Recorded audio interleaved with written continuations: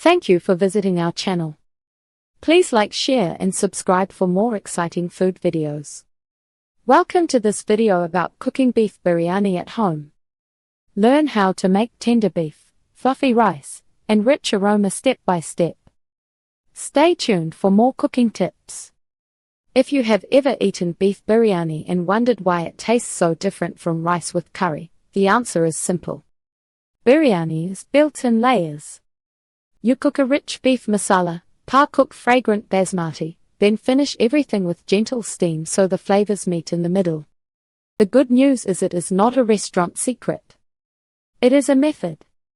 Once you learn the timing, you can make beef biryani in a regular pot on a weeknight or for guests on the weekend. Below you will get a practical ingredient list, a clear step-by-step process, and fixes for the most common problems, like mushy rice, watery masala, or tough beef. What you need for great beef biryani and smart swaps if you are missing something. Think of beef biryani as three parts that have to agree with each other. Tender beef, aromatic rice, and enough spice to perfume the whole pot. Start with beef that can handle a longer cook. Next, buy basmati rice that smells fragrant even when dry. Then gather a short list of whole spices and a few staples that help the masala turn silky. Here is a simple shopping list, grouped so it is easy to scan. Beef and fat, chuck, beef shank or stew meat, plus a little neutral oil or ghee. Ghee adds a deeper aroma. Rice, aged basmati if you can find it, regular basmati works too. Aromatics, onions, ginger, garlic, green chilies, optional. Core spices, cumin seeds, cardamom pods, cloves, cinnamon stick, bay leaf. Ground spices, chili powder, turmeric, plus garam masala. Dairy or acid, plain yogurt for tenderness and tang or lemon juice as a backup. Fresh herbs, cilantro and mint, even a small handful helps. Optional add-ins, saffron or a pinch of turmeric in warm water, fried onions, raisins, toasted cashews. If you are missing a spice, do not panic.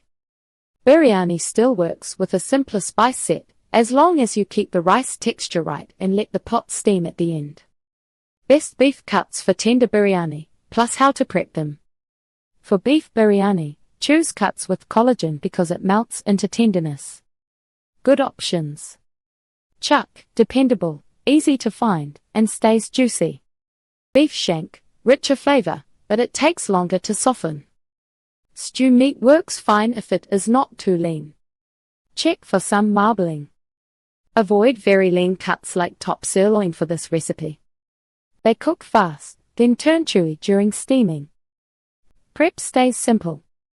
Cut beef into 1 to 1.5 inch pieces so it cooks evenly. Trim thick, hard fat, but keep a little because it carries flavor. Plan on simmering until the meat is tender or close to it before you layer.